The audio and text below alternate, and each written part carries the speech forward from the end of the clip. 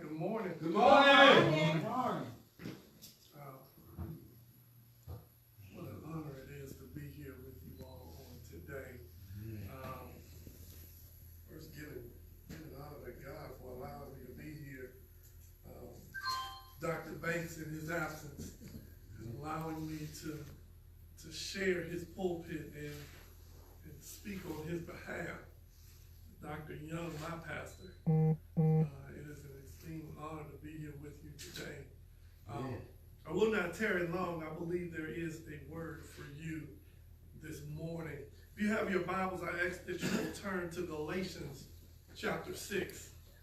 I'll be reading verse 9. Galatians chapter 6, verse 9.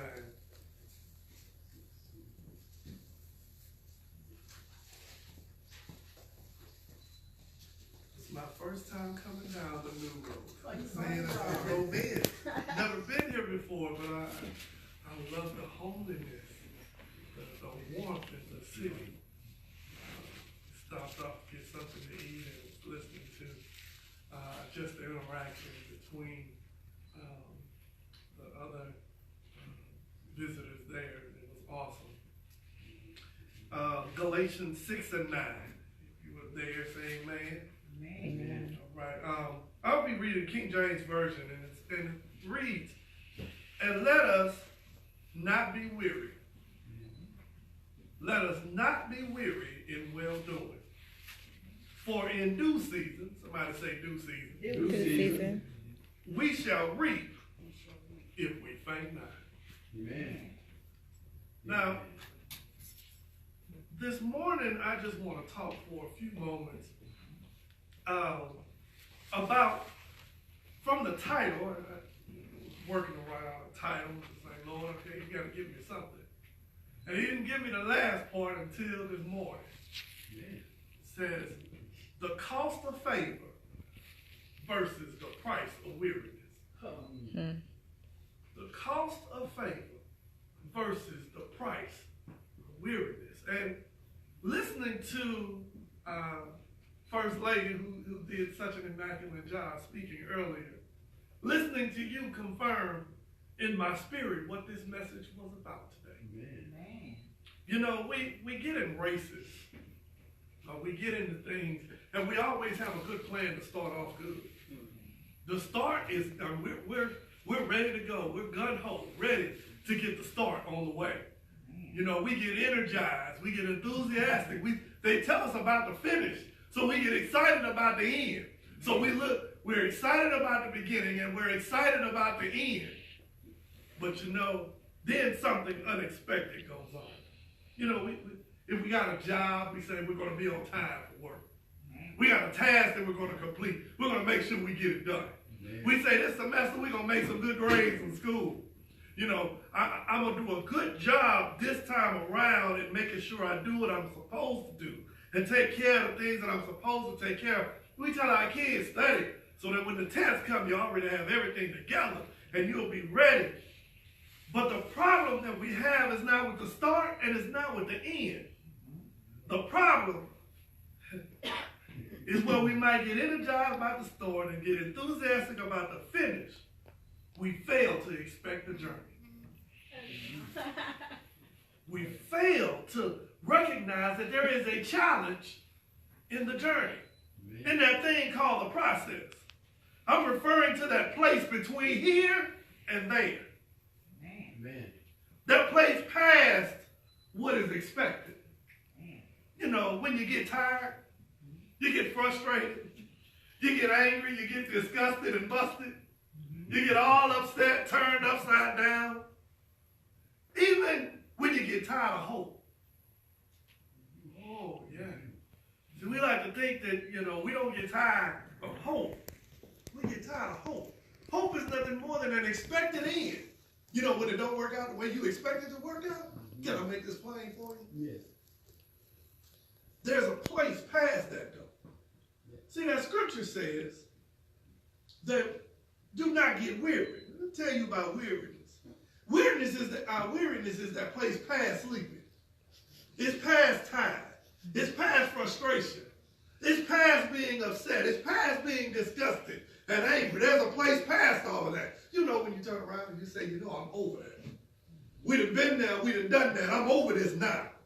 I'm in a whole nother place. I got a late phone call last night and I was listening to one of my friends talk to me, and I heard him say he was over what he's been going through. He had gotten to this place called weariness. This place where you know your soul is sick. When you just tired of being sick and tired. You tired of trying. You tired of putting forth effort. You tired of things being the way that they are. You see, weariness is defined as an exhausted, which means they completely or almost depleted in strength, endurance, vigor, or freshness. Having one's patience, tolerance, and pleasure exhausted. That place where you done did everything that you can do and you feel like it should just work out and it don't. We're talking about that place. You know, when we get to that place, then we're willing to risk anything to make things turn out the way we want it to. Yeah, we hear about consequences. We don't even care about consequences no more. We get to that place and we're willing to give up on who we are. We're willing to sacrifice other things, other people, just to get the end that we think that we ought to have. You know, New Living Translation translates that scripture and says, so let's not get tired of doing what is good. Amen. For him to have a scripture that say you can get tired doing the right thing. You can get tired putting forth a good effort. Says that obviously there must be something about the journey that's going to tug on you. That's going to pull on you and put you in a place that you didn't expect it. You see, weariness can cause many of us to fall and fail because it's really rooted in selfish expectations. It's rooted in us getting what we feel we ought to get. You know, when it don't turn out the way we want it to turn out. The issue that many of us don't realize is that, see, weariness is contagious. You know, when you get tired in one area, you get tired in all kinds of other areas. You know, when you get frustrated with your kids, isn't it something how everybody else can get the consequence because you tired with this one area? You get frustrated at the job and everybody at home get it. You get frustrated with your spouse and ain't nothing they can do is going to be right. Oh, because when you're frustrated, when you're weary, it can cause you to lose all kind of other stuff. You lose strength. You lose liquid. You lose resources. You lose vision. When you get weary, you can't see clearly. Things that you wouldn't ordinarily do, you do when you're weary. You're dehydrated. Yeah, that means you'll drink something and you know you don't normally drink it. And then the thing about it is, even after you drink it, it still don't satisfy. You'll do stuff and it's still not enough. Once it affects one area in our lives, it affects all kinds of other areas. Ultimately affecting our ability to serve and to wait on God. Weariness desensitizes you and opens up the door for you to make decisions that you wouldn't normally ordinarily make. You go to a place in your mind that I like to call, you create a system of thought down in your soul that you say, I want what I want and I want it now. At all costs, whatever it takes, I want what I want. Now this morning I want you to turn with me to Genesis chapter 25. And I want to share with you, mainly I'm going to talk about Esau. But I'm going to share about two other folks in the Bible also that got to a place where they got weary and the danger of weariness. And then I'm going to connect all three of them. And at the same time, I'm going to share with you about the danger of weariness, of what it can cost, what the price of it is.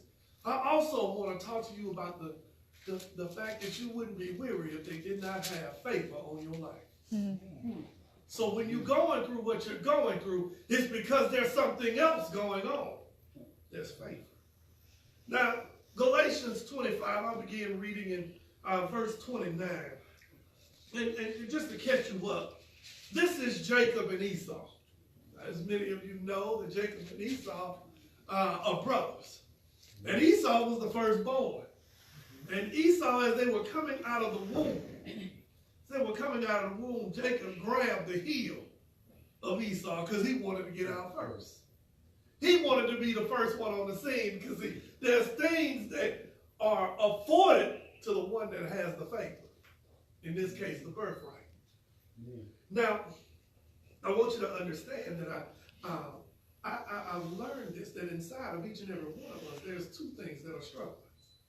There's the purpose that God has for you, and then the plan that the enemy has to stop the purpose that God has for you. And they were struggling inside of you before you ever got here. And it's an internal struggle that many times we face stuff now. We don't realize why we're facing it. It's because of that struggle that's going on the spiritual realm that you don't even see. It's the struggle and the battle that before he ever got to where he was, before you ever get to where it is that God has for you to be, there's a struggle behind the scene because the enemy don't want you to get there. Amen. You know, if we knew that your great was going to do this great, then the enemy can stop you. He can stop that from happening. So many times we have to understand that it's not about us. Come on, tell somebody it's not about you. It's not about you. Now, we're going to read verse 29. It says, one day, when Jacob was cooking some stew, somebody say stew, Esau arrived home from the wilderness, exhausted. Ooh, we done heard that word already, huh? Exhausted and hungry. Esau said to Jacob, I'm starved. Give me some of that red stew. Verse 31. All right, Jacob replied, but trade me your rights as a firstborn son. Amen. Verse 32. Look, I'm dying of starvation, said Esau. What good is my birthright to me now? What good is my birthright to me now? Amen. Verse 33, but Jacob said, first you must swear to me that your birthright is mine. So Esau swore the oath, thereby selling all of his rights as the firstborn to Jacob. You know, weariness can cause you to make some decisions you shouldn't make. Frustration, anger. These emotions can cause you to do some things you shouldn't be doing. Amen. You have to be vigilant because guess what? There is a price to pay when you decide to allow weariness to overtake you. Now, I'm a firm believer that in order to beat a battle, the best way to beat a battle is to catch it before it starts. Amen. To get there before you get to that place.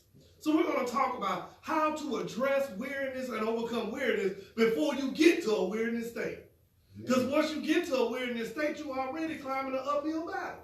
Amen? Amen. Now, weariness is really an accumulation of many moments that we don't stop to rest, recharge, refresh, and assess. I'll say that again. It's an accumulation of many moments where we don't stop to rest, recharge, refresh, and assess. We don't take the time to take care of us.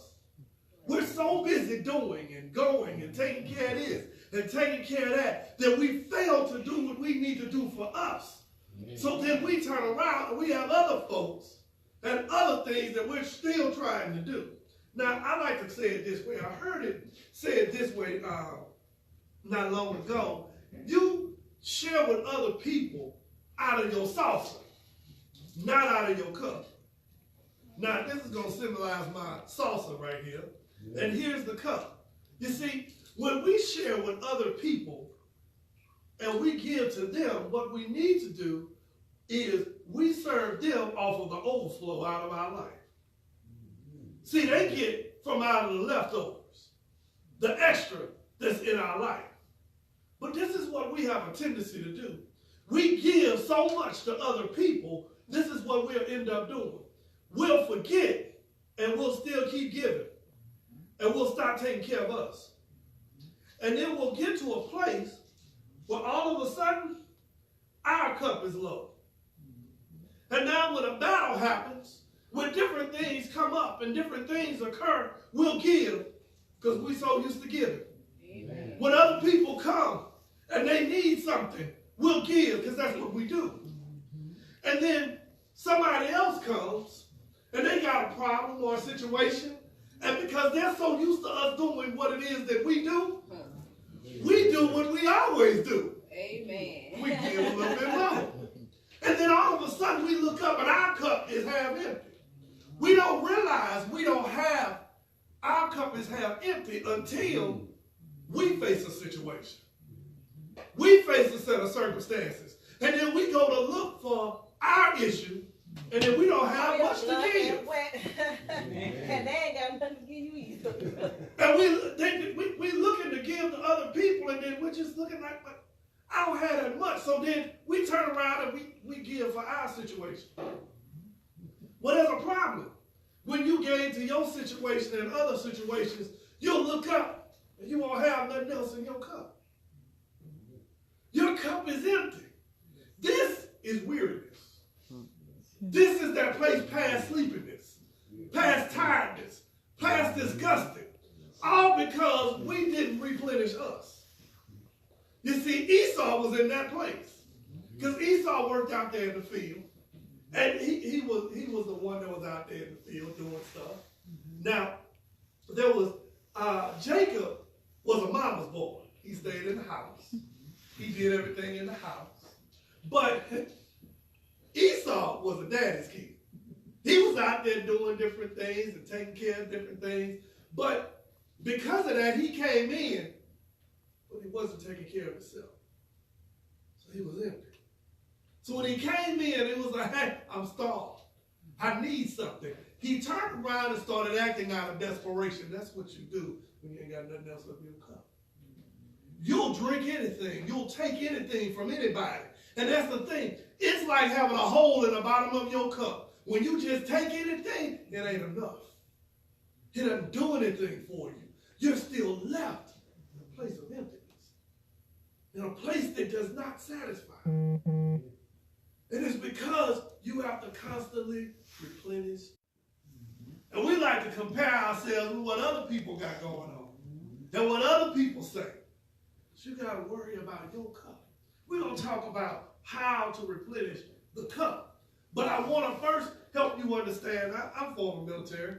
One of the things that we do in the military is we learn you got to watch your enemy. Not just watch him, you got to know your enemy. Amen. You got to know his tactics. Now, John 10:10 says, the thief cometh but to steal, kill, and destroy. Now, we all used to hearing that scripture. We've heard it forever. We know, kill, steal, and destroy. But you know what? We're so used to the kill, steal, and destroy, we forget the part that comes before that. You can actually stop at the enemy coming. You can stop right there. The enemy coming. I like my grandmother used to say, you're either in one of three places. You're either coming to a problem, in a problem, or you're coming out of one. You're either in a situation, coming out of a situation, or you're about to go in one. So if you know this, then you already know something is coming.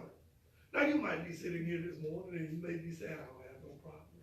I'm good. I don't have no worries in the world. And I'm living on a cloud and enjoying life. And you may be sitting here saying, you know what, I think he's talking to me because I'm weary right now. I think I've been in a permanent state of weariness. And I will tell you, first of all, you got to learn the plan of the enemy. You got to learn his tactics. Now, there are a couple things that I like to call a weariness playbook. Okay? Now, I'm not telling you to take notes, but I want to go ahead and point out a couple things to you. Here's the first one. The first part of the weariness playbook has to do with observation. See, the enemy is looking for where you're going. We spend so much time worried about stuff we don't need to be worried about. We worried about which direction the enemy is going to come in. So we're looking for him to come in this direction and that direction. But really, what you should be doing is looking for, let me not look out and let me look in. I'm not looking for which direction he's coming from. I'm looking for which areas inside of me that I might have problems. Amen. Let me study myself and let's study my vulnerability. What I might have on me or inside of me that I need to pay attention to. Because guess what? If I don't pay attention to it, the enemy is going to pay attention to it. Isn't it something why he don't come from the area, he don't come at you in the areas that you expect him to come? He come at you in the areas that you don't look for. In them areas, you know, them dark secrets that you don't think nobody know about. Them before he come knocking on that door. You see, for Esau, he wasn't taking care of himself. You think it was an accident that Jacob was making stew? No. Jacob knew that's a vulnerability of his. He'll give up anything because all he likes to do is eat. He come in and he's so wore out, he's starved. That means you pass home. Come on now. You in a state of desperation. I want something and I need it now. I don't care what it is. You know, many of us have been talking about we want to lose weight, but part of the reason why we don't lose weight is because we wait until we're starved. We're waiting until we're so hungry, we'll eat anything. Fast food is just that. It's food that's fast. That we're so quick to want to grab it and go because we're so busy trying to, let me get to the next thing. It's a setup. And then another one of my folks I want to talk about is David. David was in there. He had conquered all of this, and he was king. And when the kings went out to battle during a certain time of year, he didn't go. He stayed back, sitting in his castle. He looked out, and what does he see? He see no other than Bathsheba out there. And he was already in trouble because he was looking too hard. When he was supposed to be doing something, he wasn't. He wasn't paying attention to what he was supposed to be doing. So when you're not paying attention to what you're supposed to be doing, it's easy for the enemy to come and distract you. Because you're not focused anyway. And then there's Samson.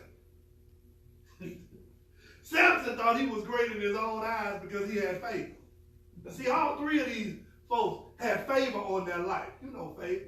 That thing that you have, that gift that you have on your life, that you don't know why you have it, but you know that you do have it. That sets you apart from everybody else. You know, every last one of us has favor. I'm going to say that again. Every last one of us has favor. We might not understand. See, my favor, not your favor. Right. And your favor is not my favor. You know, folks will do stuff for you that they don't do for me. Right. Folks will do stuff for me that they won't do for nobody else. It's called favor. And everybody is just like faith. Everybody has at least a mustard seed. Everybody has some form of favor in their life. Everybody that you know or that knows you is favor. You know how you can call people when you need something? You can call them and talk to them. That's favor. See, we have a tendency to overlook the favor because we start comparing ourselves with what other people's favor is. Well, I can't get what they get. Or I can't do the things that they doing. So we think there's nothing, I don't have favor like they have favor. Now, your favor is just different from their favor. Remember, selfish expectation. We put ourselves on a clock. God is not moving the way we expect him to move and the way we want him to move. So we're looking at it from a totally different direction. Amen? Amen. So the first part is observation. The enemy is looking to see where you're vulnerable. Jacob was vulnerable because he wasn't taking care of self. David was vulnerable because he was stuck up on selfish desires. He loved women. He loved him some women. He had a whole bunch of wives. That's what he loved women. What you don't put under control will control you. Amen. What you think you're hiding and you don't address will turn around and stand there right next to you. And you won't even know it. Samson's parents tried to tell him, you need to go get you a woman that's like you. You need to go get you a woman that believes what we believe. Samson didn't want them. He liked women. Other kind. He didn't want to listen to what his parents had to say. One of the most dangerous things out there is to see a gifted kid and a parent that's in the shadow of their child's gift. because they don't realize the power that they have as the parent. And then they let the child have more power than what they should have. Come on, somebody. So the first part is observation. He's looking for the enemy is looking for your vulnerabilities. Then he's checking out what your emotional need is. See, they had an emotional need. You know, that emotional need is to feel seen. We want to be looked at. We want to be known. We want folks to recognize us, whether that's affection, validation, or celebration. That's what we're looking for. See, Jacob was looking for something to fulfill him. The most dangerous thing that there is someone who won't take the time to learn their purpose. Amen. That won't learn themselves. The reason why Esau was, he allowed Jacob to swindle him out of his birthright, the reason why he was able to is because he didn't take the time to learn what his birthright was. That means he didn't value it. What you don't value, you can't honor. Man. You can't respect what you don't value. Man. Some of these kids running around here today, the reason why they act the way that they do is because they've never been taught honor. They've never been taught value. Man. They don't value another life, so they'll kill another one. What you don't value, you can't respect. Right. And then they don't value their own life because other folks hadn't shown them value. What you don't value, you won't respect. So he's looking for your emotional need. And then he's looking to see the enemy, part of the enemy's playbook, after their observation, paying attention. Then they turn around and they have uncommon patience. The enemy has uncommon patience. He will sit there and wait. He's waiting for his opportunity, his moment. Jacob waited for the day when Esau. This is the part that got me. It's like, how Esau didn't know. Dude was pulling on your heel when you was getting out the womb. I know they had to tell you.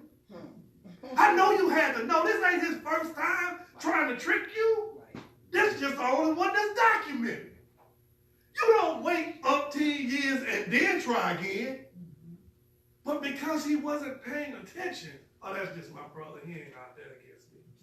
He's not trying to do me in. Some of us got family members now. We know we need to separate ourselves from. But we ain't going to talk about that. We got folks in our life. We know God had told us they're not good for you.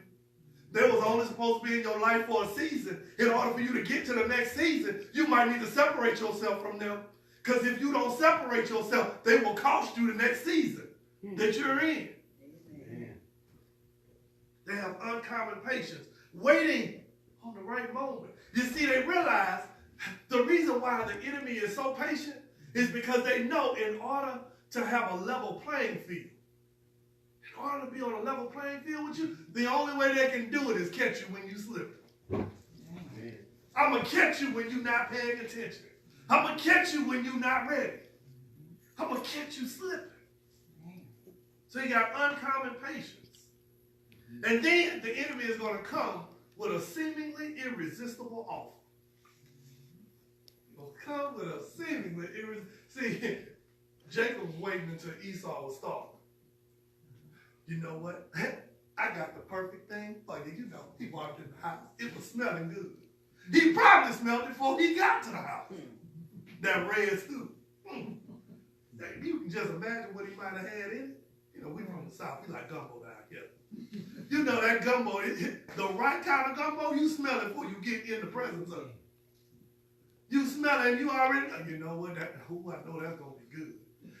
Come on now, y'all know what it is. You get around some food, you don't even need to taste it. You be like, I'm not fooling with that. I'm not going to mess with that.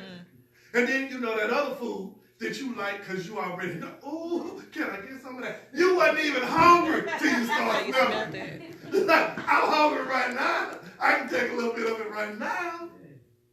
So you know, Esau was coming home. He'd been out there in the wilderness, probably been killing wild animals. That's all he'd been eating. He's good. He's ready for a good home-cooked meal. He got close to the house and, this might need to be where I need to be at. And Jacob was ready. He was waiting. And he said, I tell you what, you can have some of this, but it's going to cost you your favor. Not just his birthright. It's going to cost you your favor. Something that was gifted to you. It's going to cost you that. You know, many times the enemy waits for those that are married or committed to somebody. They wait until they're having a vulnerable moment when they're having thoughts about things are not going right in the marriage or in their situation. And then he comes and introduce somebody into the situation to say, hey, your situation is bad, huh? You got a lot going on, huh? I'm going to offer you something, you know what? You won't have these problems over here. Everything's going to be cool over here. We don't do these things over here. That irresistible offer. They start throwing money at you. Throwing things at you. Because they know, they paid attention, they've observed you to learn what the vulnerability is.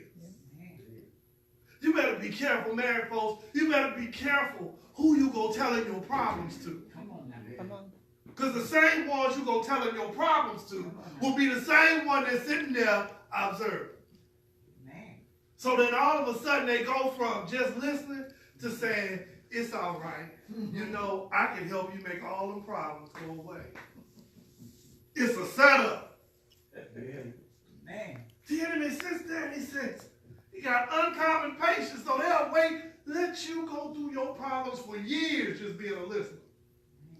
Then you turn around, and then they offer you an offer. You know what? There'll be no strings attached. It'll be easy for you. It'll just be this one time. They got a lot of folks that have given up their virginity. I said, God, just this one time. That's all that it takes. Now they got a lifetime of other stuff they didn't have to deal with because of that one time. This irresistible offer. Everybody doing it. This just another moment for you. It's all a plot of the enemy. He prides himself in offering you the merchandise up front and then giving you the bill later. But the thing about it is when you get that bill, it's always more than what you're ready to pay and what you're able to pay. He wants to give you one of them bills that you take a look at it, you be like, ooh, can I put a little down on it?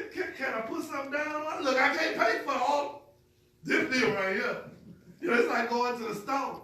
And would you go, even better, would you go into a restaurant and they have these menus? Now I remember when, not my present dating experience, but I remember previous dating experiences where, I can make sure I say that right. Previous dating experiences, I used to go out to a restaurant and I used to, I really wanted the restaurant to have these menus without prices on them. Because, some folks look at prices to determine what they want. I'm talking to the wrong people. They look for the item on the menu that either it's going to cost the most expensive thing on the menu or they barely pick anything at all. So I was like, can I get a menu that don't have no prices on it? That way you can really tell me what you really want. You can really get what you really want. Would you go to a restaurant and they didn't have prices on it? You'll be like, I'm sorry, before I can pick, I kind of need to know. But I need to make sure I done brought enough money to be able to pay for this, to be able to handle this. When your favor and your purpose is the same way. Don't allow the enemy to tell you the cost of your favor, don't worry about it, you can afford it. Because you'll mess around and the price of it be more than what you're able to handle. So then the price of it causes you to be weary. Because you're so caught up and now I got to pay the price for this, I don't even know where to start. It's because the enemy wants to start what I call the cycle of weariness. The cycle of weariness is where you're jumping from one appetite to the next appetite. I can't afford this one, so I'm just waiting to the next one. I'm going to put a little bit on it and it just moves me to the next moment. And then I'm jumping from one moment to the next moment to the next moment. And I look at my life and all I do is jump from one situation to the next situation. I'm not over my last situation before I got to my next one. Man. So now my life is filled with worriness and anxiety. I'm thinking about the worst things that had happened. This is a trick of the enemy because he sat back, he's observed what your vulnerability is. He's made a point to be extra patient with you. He's given you an offer that you didn't think that you could refuse. And then he turns around and now I got you in a cycle. Right. I'm moving from one place to the next place to the next place. All because you're so busy looking at other stuff you can't focus on what God has for you. Man. He's just trying to distract you. See, that's what he did. He distracted them. So what's the cost of your stew? What's the cost of it? That offer that you know you're vulnerable about. The price of your favor is more than enough. Or the cost of your favor is more than enough to handle. But you got to trust your favor over the cost of whatever that's going to be. Because see, the cost on the back end, that bill on that back end, it's going to always be more than what you want to pay. It's always going to be more. So look, I don't want to just, I like to teach at the same time. I'm not one of those people that just say, hey, let me identify some things that can resonate with you. Now I got to teach you something so that you don't leave here the same way that you came. It's nice to have a good word to tell me what I already know, but now I need to help you so you can get out of your situation and you don't stay in the same one. Amen? Amen. I like to call it the noun to the proper noun. Now see, we all, when we were in school, we learned that a noun is what? A place, a person, a place, and a thing. There we go. My school folks, they know what a noun is, right? A person, place, a thing. But see, then there's a proper noun. A proper noun is what's called a particular person, place, or thing. You got to shift from a noun to a proper noun. You got to shift the people or the person, the places, and the things in your life. The people. I need you to examine the people that you hang around. The people that you talk to. Stop talking to them people that's talking negative. A lot of times your thoughts are the way that they are because of the people that you talk to. The people that you hang around. Them negative friends, stop hanging around negative friends. Now look, I'm not going to stand up here and tell you just get rid of everybody that you associate with. Now look, that's my family, that's my husband, that's my wife. I can't just get rid of them. Let me tell you how to handle this. You got to expand your circle.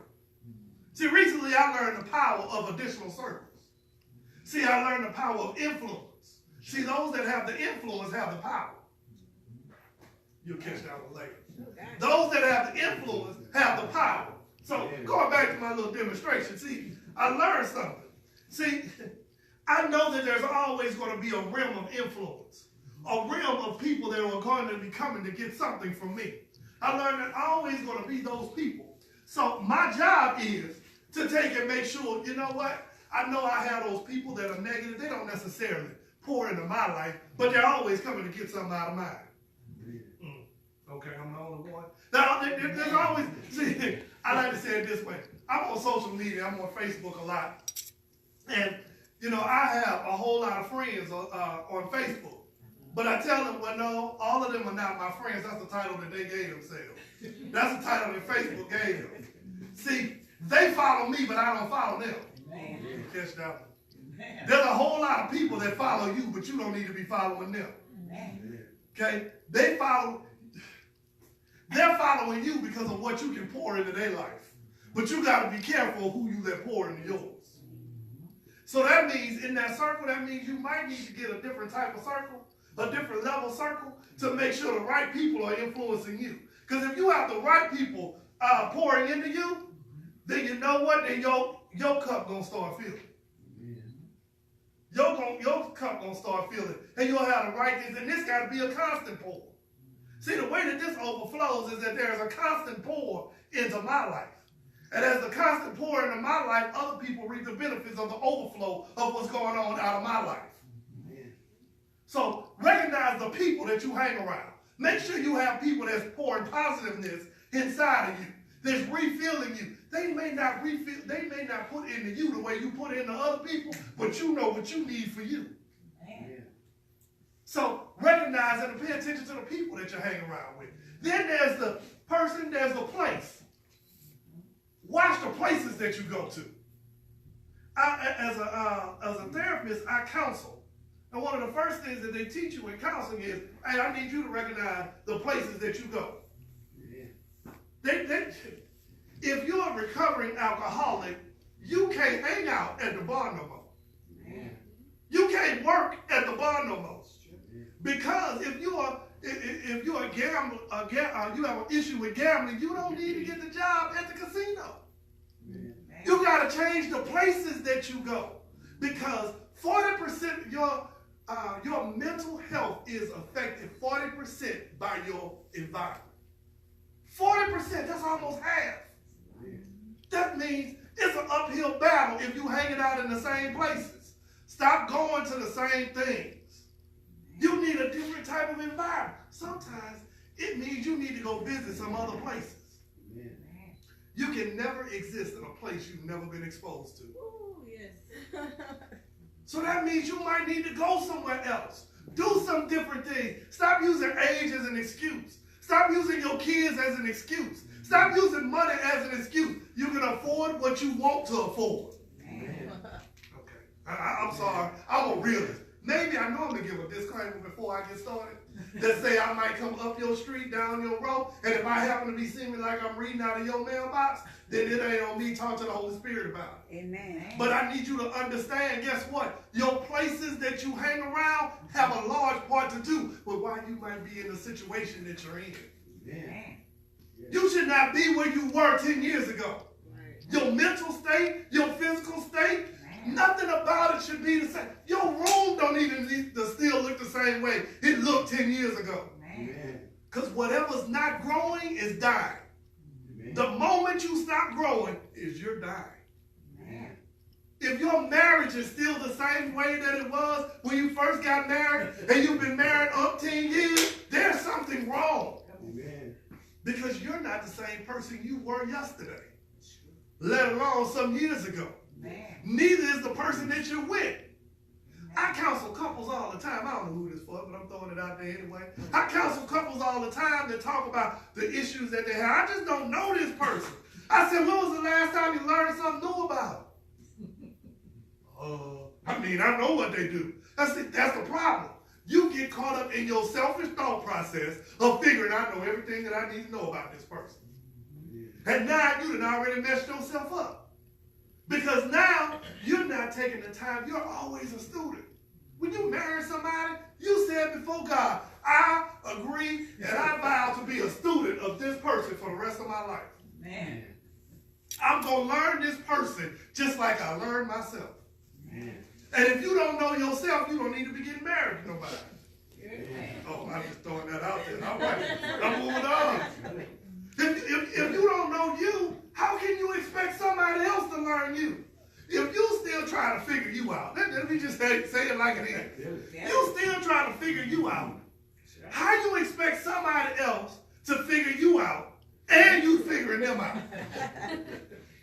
Now, you confused, they confused, because now you done put on this fake front, because hold up, I don't want them to learn a different me. So I got to put up this fake front because I don't really know who I am. So I will put up with stuff from them that I shouldn't put up with because I really don't know who I am and what I want. See, when you know who you are, I have to, shout out to my girlfriend because she know who she is.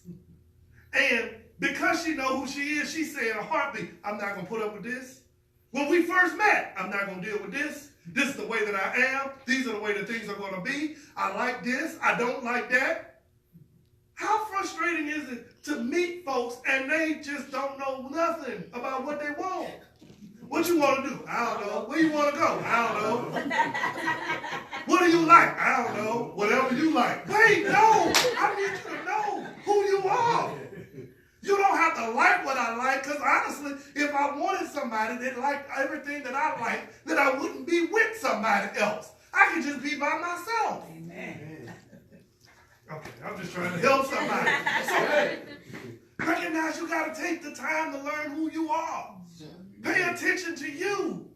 Watch the places that you go, the people that you hang around. There's a statistic that says, show me your 5 closest friends, and I will tell you where you'll be in 5 years. Because the people you hang around drastically affect who you become. Because either you're pouring in them, or they're pouring in you. See, friends and acquaintances are totally different. See, acquaintances are people that I just happen to associate with them at a certain place because we got something in common. But see, friends say, I'm invested in you and you invested in me. So things in you are going to pour out in me.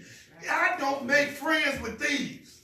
Why? Because I'm not a thief. Amen. And I'm not about to become a thief. Amen. But if I hang around with a known thief, association brings a simulation. Okay, I had to make that one plain. It's going to rub off on you.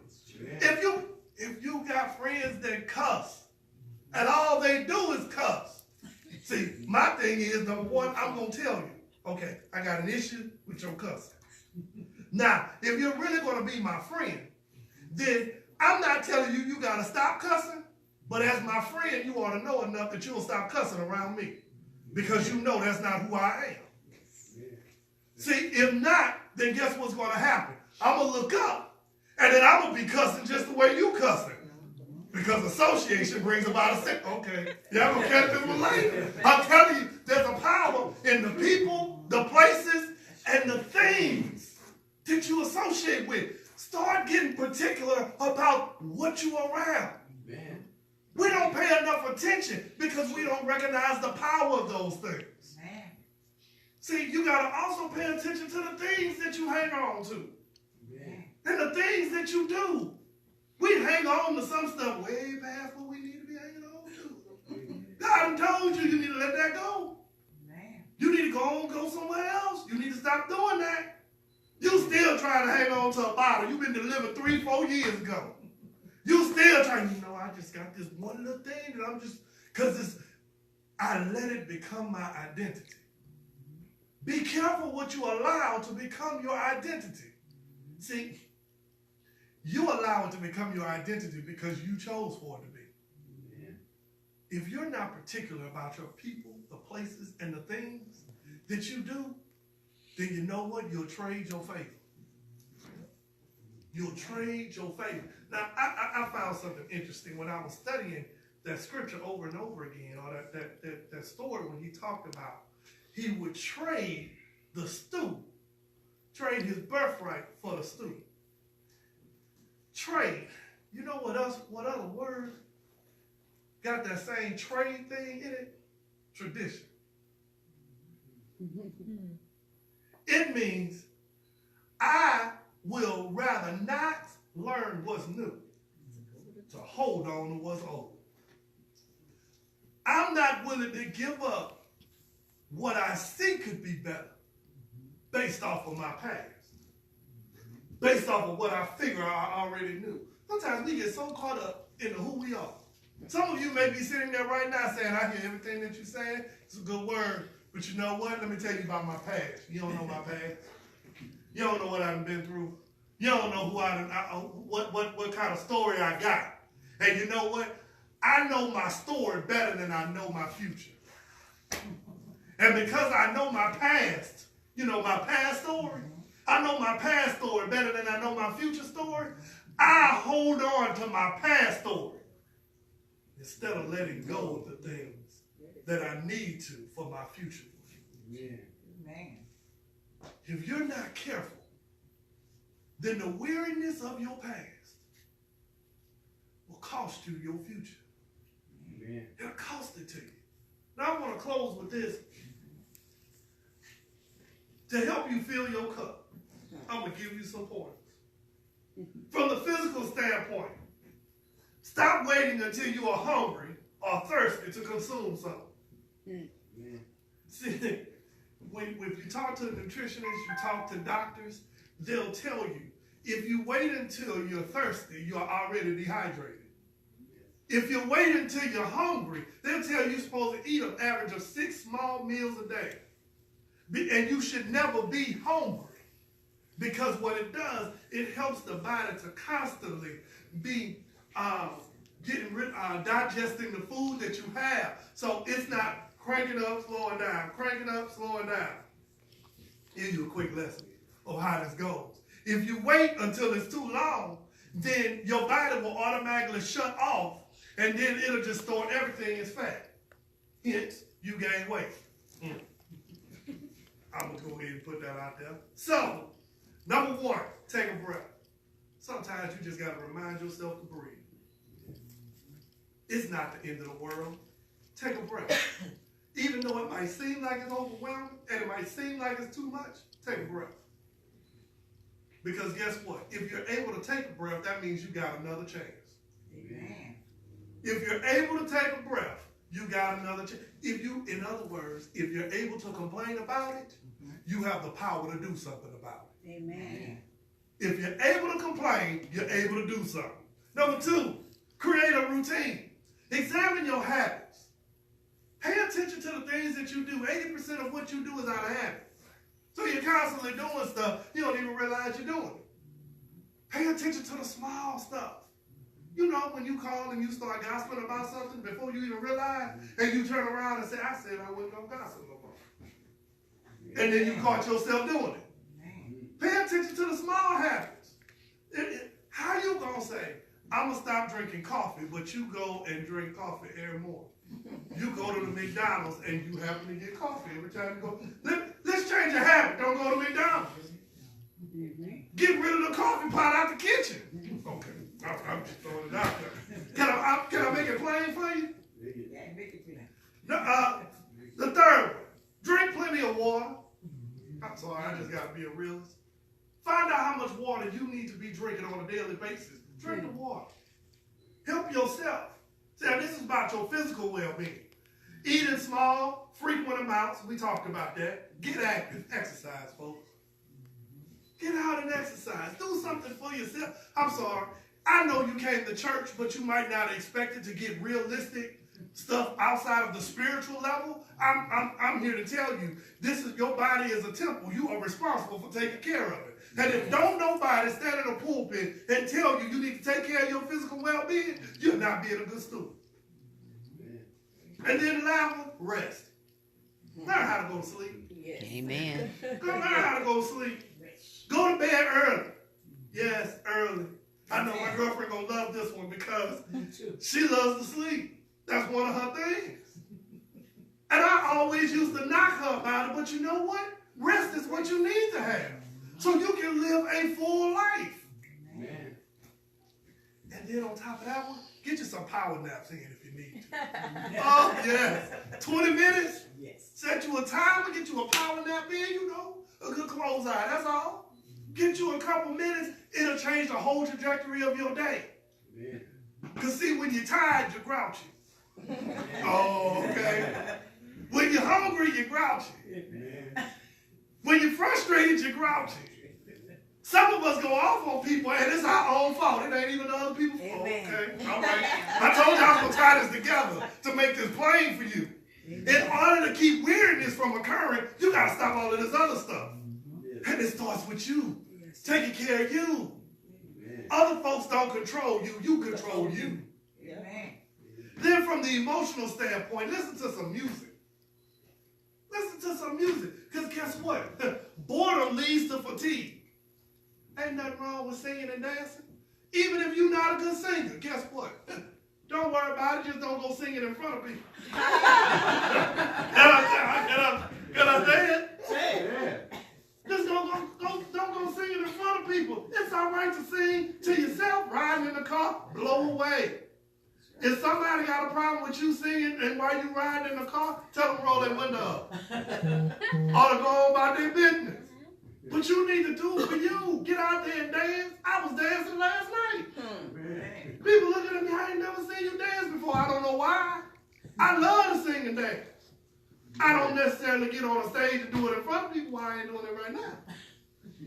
But I love to get out there and do it because it's healthy for me. Helps me to take care of me, amen? It releases energy. Change your focus. Keep Keep setting yourself targets at a distance. When things don't look right, switch your focus. Shift your focus. Look at it from a different angle. If you change the way you think about a situation, you change everything. You know, if you've been praying about something and it doesn't seem like it's going to change, if your boss been working on your nerves, that's been hitting that button, if you change the way that you view it, you change everything else. Stop saying they work on your nerves. Right.